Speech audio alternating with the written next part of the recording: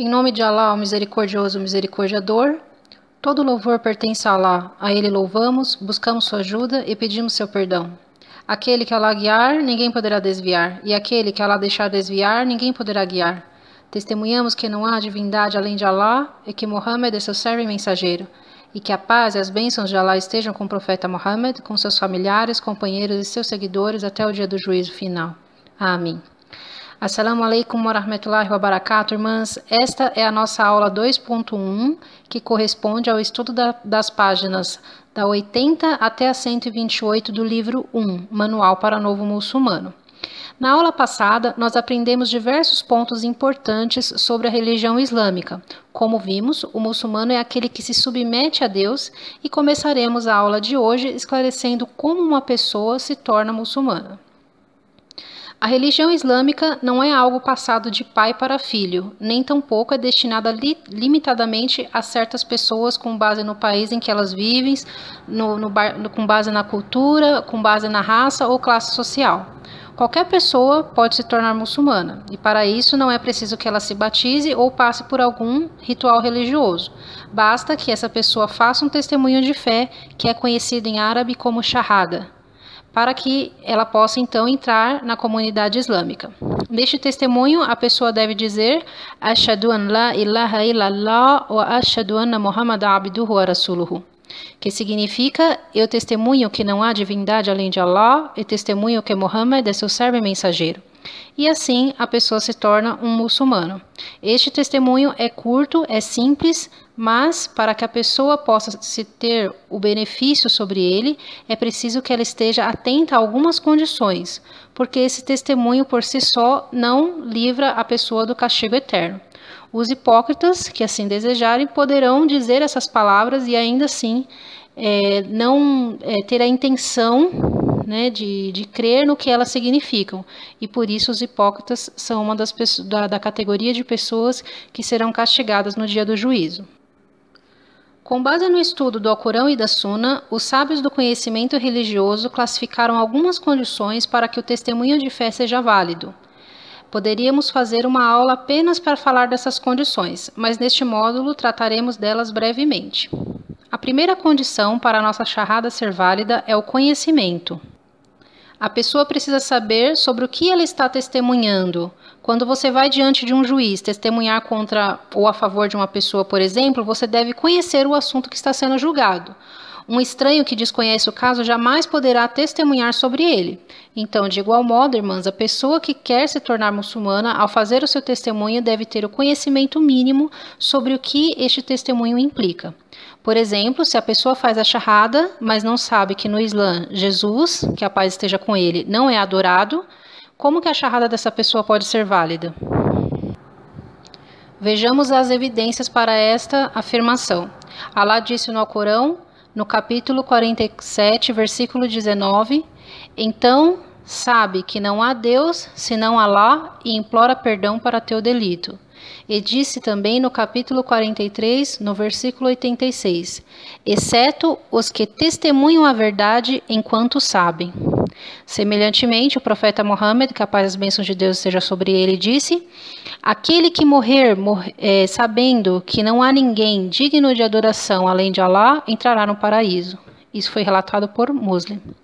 Então, com base nessas evidências demonstradas, a gente verifica a importância do conhecimento, do saber a respeito do que o testemunho de fé representa.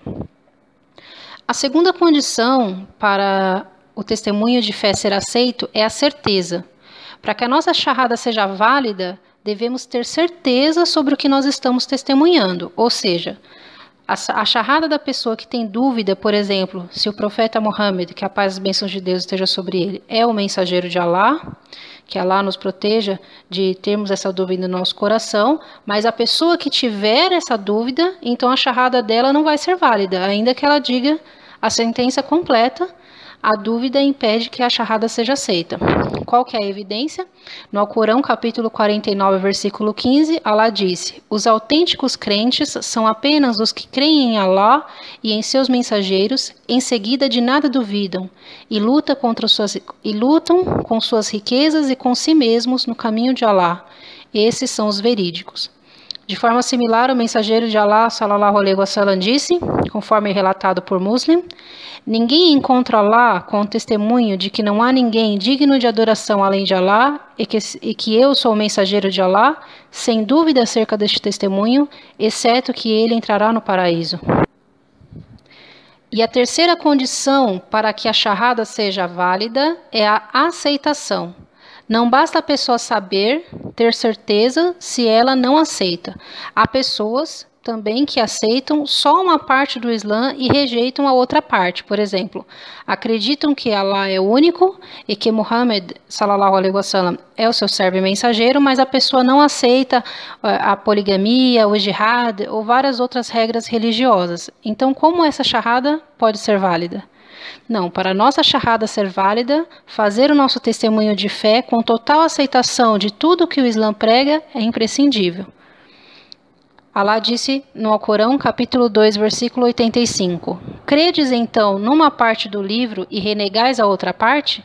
E a recompensa de quem de vós faz isso não é senão a ignomínia na vida terrena, e no dia da ressurreição serão levados ao mais veemente castigo.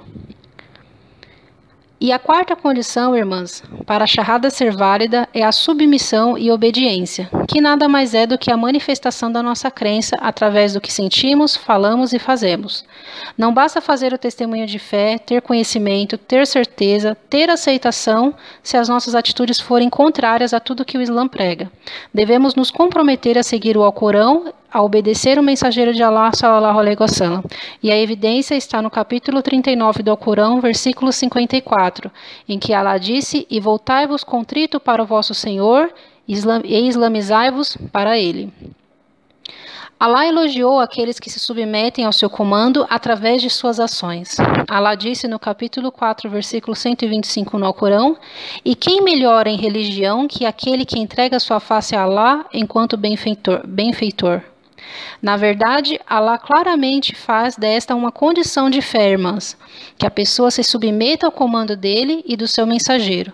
Allah disse, no capítulo 4, versículo 65, então, por teu Senhor, não crerão, até que te tornem por árbitro das dissensões entre eles. Em seguida, não encontrem em si mesmos constrangimento no que julgaste, e até que se submetam completamente. E a quinta condição para a validade da charrada é a veracidade, que é exatamente o oposto da hipocrisia. Allah disse no Alcorão, capítulo 2, versículo 8 e 9, e dentre os homens há quem diga, cremos em Allah enquanto não são crentes. Procuram enganar Allah e os que creem, mas não enganam senão a si mesmos e não percebem. E o profeta Muhammad, sallallahu alaihi wasallam, disse, conforme narrado no Bukhari Muslim: ninguém testemunha que não há divindade digna de adoração além de Allah, sendo sincero em seu coração, sem que Allah faça com que o fogo do inferno seja proibido para ele. E a sexta condição é a sinceridade, que implica em fazer a charrada apenas para agradar Allah. Não devemos nos tornar muçulmanos para agradar ninguém além dele. No capítulo 39, versículo 2, Allah disse: então adora Allah, sendo sincero com ele na devoção. E a sétima condição, irmãs, é o amor, que significa que a pessoa que fez a charrada ama aquele testemunho, ama o seu significado e as suas implicações, e ama agir de acordo com ele. Se a pessoa faz a charrada, mas não ama aquilo a que ela está se propondo, então a sua fé está incompleta. Nosso amor pela charrada e o compromisso que firmamos através dela deve estar acima de todos os assuntos mundanos. No capítulo 9, versículo 24 do Alcorão, Allah disse: diga, se vossos pais e vossos filhos, e vossos irmãos e vossas mulheres, e vossos clãs e riquezas, que ganhaste, e comércio, de que receais a estagnação, e vivendas, das quais vos agradais, são-vos mais amados que Allah e seu mensageiro, e a luta em seu caminho, então aguardai até que Allah faça chegar a sua ordem. Foi narrado também no Bukhari Muslim que o profeta Muhammad sallallahu alaihi wasallam disse: quem tiver 3 características tem provado o doce sabor da fé. E a primeira delas é que ele ama Allah e seu mensageiro mais do que ele ama qualquer outra pessoa. E a oitava condição para a validade da nossa shahada é a negação de todas as outras divindades e objetos de adoração, além de Allah. Apesar disso parecer tão claro, muitos podem cair nessa contradição. Audu Billah, que Allah nos proteja. Devemos negar todo objeto de adoração que não seja Allah, negar que o trevo de 4 folhas traz sorte, que o gato preto traz azar, que o horóscopo sabe o que vai acontecer conosco. Devemos negar todas essas falsas crenças. No capítulo 2, versículo 256 do Alcorão, Allah disse: e quem renega as falsas divindades e crê em Allah, com efeito, ater-se-á firme alça e irrompível. E a 9ª condição, irmãs, é morrer como muçulmano, porque ainda que a pessoa faça sua shahada cumprindo com todas essas condições, se ela vacilar na fé e morrer na incredulidade, sua shahada não irá beneficiá-la. E é uma luta constante, irmãs. Nenhuma de nós, por mais forte que estejamos na fé, neste momento, tem a garantia do paraíso. No capítulo 3, versículo 102, Allah disse: ó fiéis, temeis Allah tal como deve ser temido, e não morrais, senão como muçulmanos. E por fim, na nossa shahada, testemunhamos que Muhammad, sallallahu alaihi wasallam, é mensageiro de Allah. E essa afirmação implica não somente em crer que ele é o último mensageiro enviado para toda a humanidade, mas também implica em obedecê-lo, acreditar nas palavras que ele disse e seguir o seu exemplo. Não haverá profeta depois dele, nem outra revelação depois do Alcorão. No capítulo 7, versículo 158, Allah disse: dize, ó humanos, sou mensageiro de Deus para todos vós. E no capítulo 3, versículo 31, Allah disse: se verdadeiramente amais Allah, segue-me. Que ele disse para o mensageiro de Allah, sallallahu alaihi wasallam, falar isso para a população. O recém-convertido ao Islã recebe um presente maravilhoso. Mas esse presente não é do Sheikh, não é de outro muçulmano. Este presente é dado diretamente por Allah subhanahu wa ta'ala, o misericordioso, o misericordiador. Este presente, irmãs, a qual eu me refiro, é a purificação dos pecados anteriores, uma nova chance, uma vida limpa e purificada das más ações do passado. Allah disse no capítulo 25, versículo 70, exceto quem se volta arrependido e crê e faz o bem. Então a esses Allah trocar-lhes-ás as más obras em boas obras. E o profeta, sallallahu alaihi wasallam, disse a um companheiro, conforme narrado no Ahmed: acaso não sabias que o Islã apaga todos os pecados cometidos anteriormente? Então, depois que nos tornamos muçulmanos e temos a oportunidade de começar uma vida nova, começamos a desfrutar dos frutos dessa nossa escolha. No capítulo 17, versículo 15, Allah disse: quem se encaminha, o faz em seu benefício, e quem se desvia, o faz em seu prejuízo. E nenhum pecado,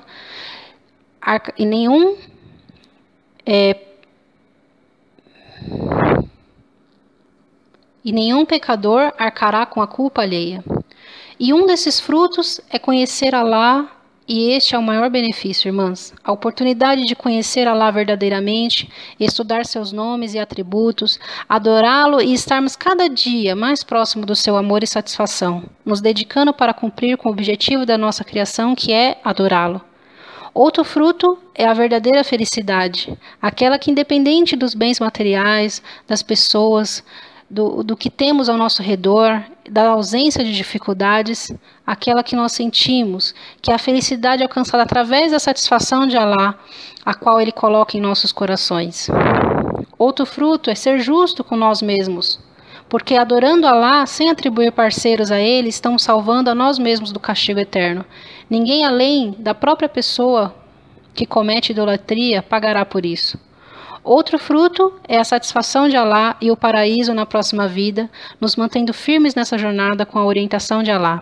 É isso que obteremos, o prêmio final, o resultado dos nossos esforços.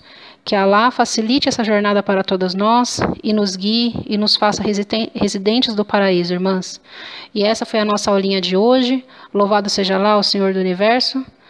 E que a paz e as bênçãos de Allah estejam com o profeta Muhammad, com seus familiares, companheiros e seguidores, até o dia do juízo final. Amém.